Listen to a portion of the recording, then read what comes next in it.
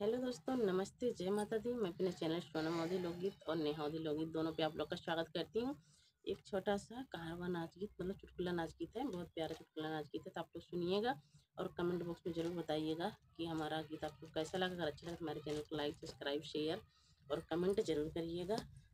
और हाँ, सब भाई बहनों से रिक्वेस्ट है कि हमारे चैनल को अपना आशीर्वाद प्यार दुआ जरूर दें। चलिए मैं सुनाती हूँ, आप लोग सुनिए और कमेंट बॉक्स में ज़रूर बताइएगा, भूलिएगा मत। राम लखन चार भैया ननद मोर सोना चिरैया। राम लखन चार भैया ननद मोर सोना चिरैया। सोने की थाली में जेवना बनाए, सोने की थाली में जेवना जेवना जेवा वैनना दोइया ननद जी के भैया ननद मोर सोना चिरैया। जेवना जेवा वैनना दोइया ननद जी के भैया ननद मोर सोना चिरैया। राम लखन चार भैया ननद मोर सोना चिरैया। राम लखन चार भैया ननद मोर सोना चिरैया। जजरे गेड़ुआ गंगा जल पानी, जजरे गेड़ुआ गंगा जल पानी। गेड़ुआ घुटाई ननद दोइया ननद जी के भैया ननद मोर सोना चिरैया।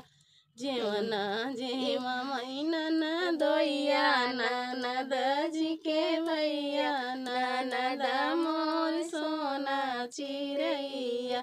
गेड़ुआ घुटावै नना दोइया ननद जी के भैया ननद मोर सोना चिरैया।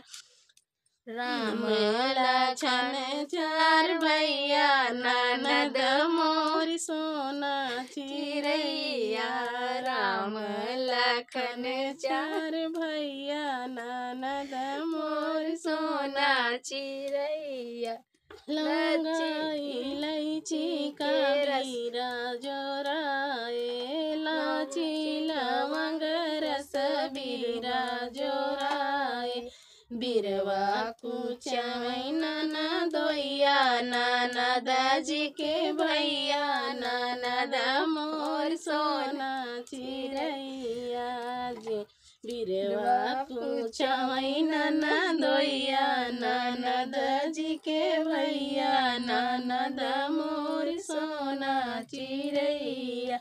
राम लखन चार भैया ननद मोर सोना चिरैया।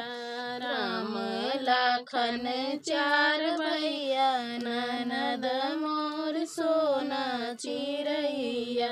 फूला ही बिन चुन से जिया लगाए, फूला ही बिन चुन से जिया लगाए।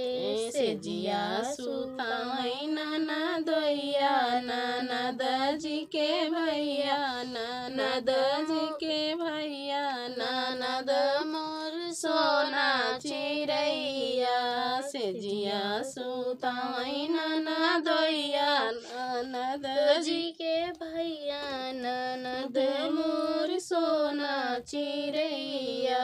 राम लखन चार भैया ननद मोर सोना चिरैया। राम लखन चार भैया ननद मोर सोना चिरैया। तो दोस्तों थोड़ी सी भूल हो गई, इसके लिए माफ़ी चाहती हूँ और सुनिएगा आप लोग।